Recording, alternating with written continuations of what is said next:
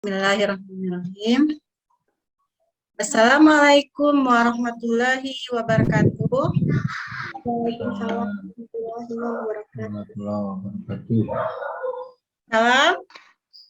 Salam Ibu. Bagaimana kabar kalian hari ini? Sehat, Baik Ibu, sehat Bu. Ya, sehat, semangat ya. Alhamdulillah hari ini kita masih diberi kesempatan untuk belajar geografi ya. Ketua kelas Briani, silakan untuk memimpin doanya. Untuk memulai pelajaran kita pada hari ini, marilah kita berdoa.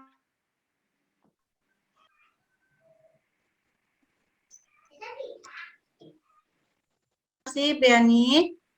Nah, kemudian Ibu absen dulu ya, yang hadir hari ini. Bella. Hadir Bu. Bella. Kemudian Briani.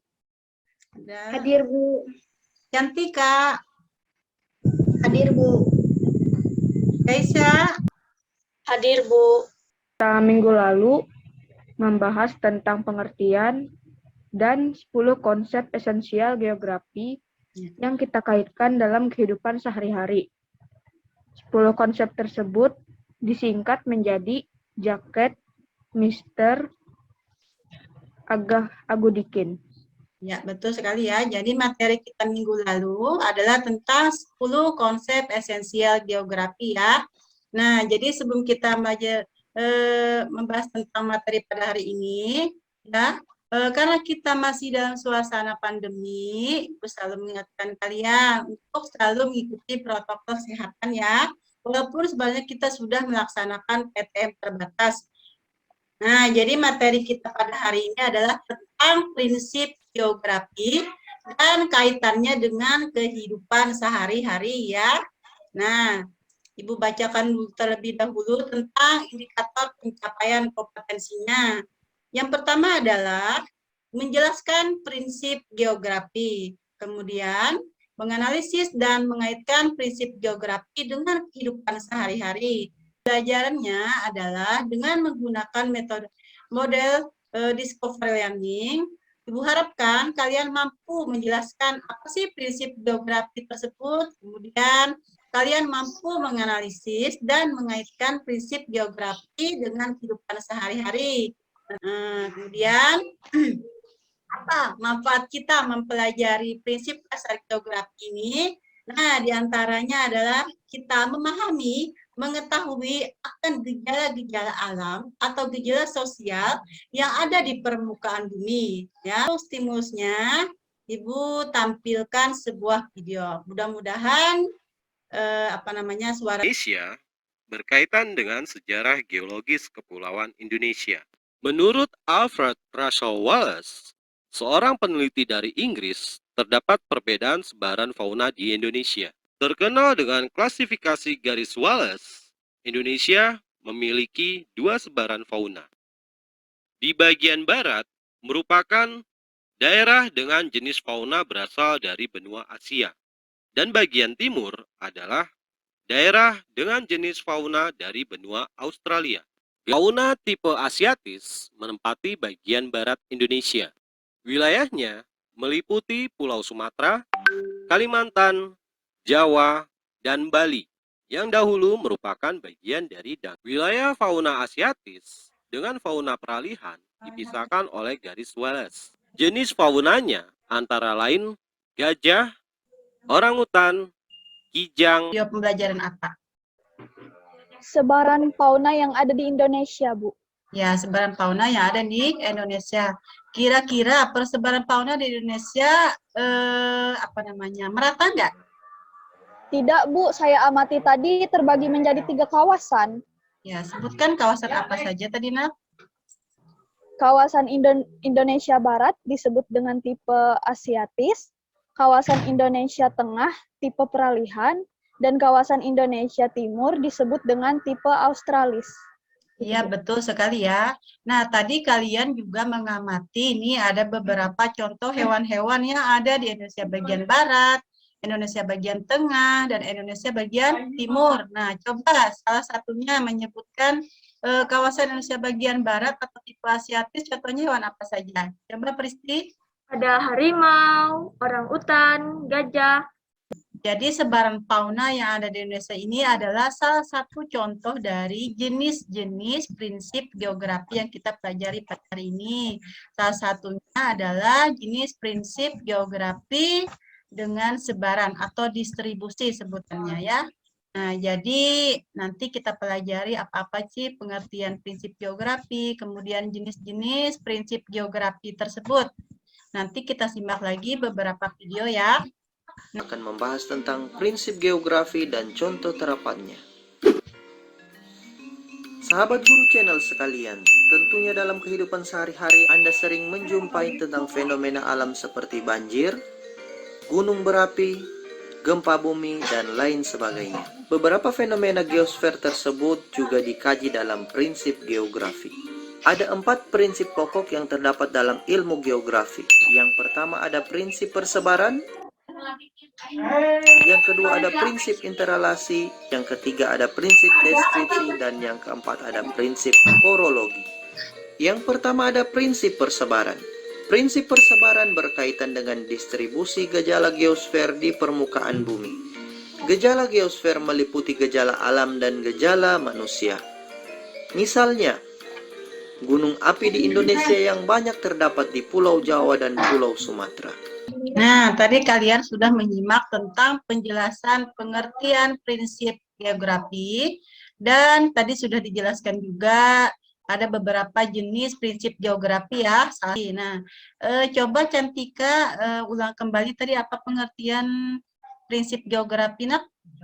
Prinsip dasar geografi adalah dasar untuk menjelaskan, menguraikan, dan menganalisis berbagai fenomena-fenomena geosfer dalam suatu wilayah, Bu. Nah, kemudian kita lanjut ke gambar berikutnya. Nah, kira-kira apa yang menyebabkan terjadi tanah longsor? Siapa yang bisa menjawab? Saya, Bu. Ya, lihat. Yang pertama, akibat alih fungsi lahan. Ya, Yang kedua, dikarenakan curah hujan tinggi. ya. Yang ketiga, erosi tanah. Dan yang keempat, dikarenakan gempa bumi. Iya, nah itu salah satu faktor penyebab terjadinya tanah longsor. Nah, di sini sudah ada penjelasannya. Berarti fenomena alamnya adalah kejadian-kejadian berupa misalnya musibah ya. Musibahnya adalah tanah longsor. Nah, lalu ada keterkaitan nggak? Apa yang menyebabkan terjadinya tanah longsor? Misalnya tadi sudah disebutkan Angel. Yang pertama karena alih fungsi lahan. Nah, alih fungsi lahan itu kira-kira siapa yang melakukan? Itu manusia itu sebagai fenomena sosial. Intinya di sini adalah prinsip interrelasi, ada keterkaitan antara fenomena satu dengan fenomena yang lain, atau gejala satu dengan gejala yang lain, misalnya karena faktor alam, curah hujan tinggi, karena erosi. Nah, kalau misalnya kita lanjutkan ke gambar berikutnya. Nah, di sini adalah gambar diagram ya. Hasil sensus penduduk 2020. Nah, di sini kalian bisa melihat walaupun lihat grafik ini. Ayah siapa bisa menyebutkan? Saya, Bu. Ya, silakan Bella. Dengan melihat gambar atau grafik tersebut, saya jadi tahu jumlah penduduk Kalimantan Tengah, laju pertumbuhan penduduknya, penduduk usia produktif dan tidak produktif, yang nanti Ya, oke, betul sekali ya. Nah, Dan lahan di wilayah Kalimantan Tengah terbakar. Untuk mengantisipasi dan menanggulangi kebakaran, pemerintah Provinsi Kalimantan Tengah terus mengupayakan pemadaman dan menetapkan Kalteng dalam status siaga darurat Karhutla. Tim Satgas Kebakaran Hutan dan Lahan Karhutla bersama petugas dan masyarakat mengikuti apel siaga darurat Karhutla di halaman kantor Gubernur Kalimantan Tengah Palangkaraya Rabu pagi.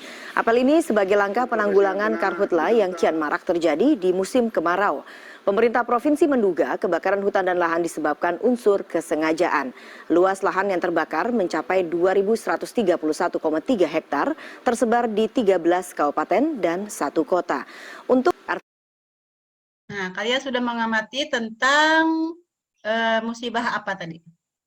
Kebakaran hutan, Bu. Ya, kebakaran hutan di mana? Di Kalimantan Tengah. Ya, di Kalimantan Tengah. Apa kira-kira yang menyebabkan terjadi kebakaran hutan? Saya, Bu. Iya. Petani membuka ladang dengan cara membakar hutan pada saat kemarau, sehingga terjadi kebakaran hutan. Biasanya kalau di Kalteng mau ditanami pohon sawit, praktisnya mereka membuka ladang dengan cara membakar. Ada terdapat beberapa titik api ya, dan beberapa daerah kabupaten yang kena imbasnya. Nah, ada berapa kabupaten tadi?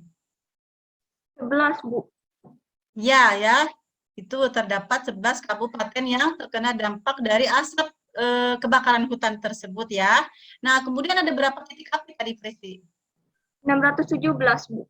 Ini salah satu contoh dari prinsip korologi, di mana prinsip tersebut terjabar dari bagian-bagian, ada prinsip persebaran, ada prinsip interrelasi, dan ada prinsip deskripsi, di mana tadi musibahnya apa? Musibah kebakaran. Kemudian sebarannya di mana aja? Di 11 kabupaten ya. Kemudian titik apinya ada berapa tadi sudah juga disebutkan. Nah, kemudian apa yang menjadi penyebab kebakaran hutan? Itu kan salah satu contoh dari prinsip interrelasinya ya. Nah, jadi yang namanya prinsip korologi ini adalah gabungan dari prinsip interrelasi, prinsip deskripsi, dan prinsip sebaran. LKPD ini seperti biasa kalian Ibu bagi kelompok. Nah, kelompoknya sudah Ibu masukkan di LKPD kalian masing-masing. Silahkan buka LMS-nya. Download kerjaan adalah kalian mengamati artikel atau berita yang sudah disediakan. Nah, jadi di LKPD tersebut, kalian mengamati artikelnya tersebut ada gambar, kemudian ada penjelasan juga. Kemudian nanti waktu menjawab kalian tuliskan judul artikel tersebut tentang apa. Nah, kemudian kalian diskusi dengan kelompok kalian masing-masing.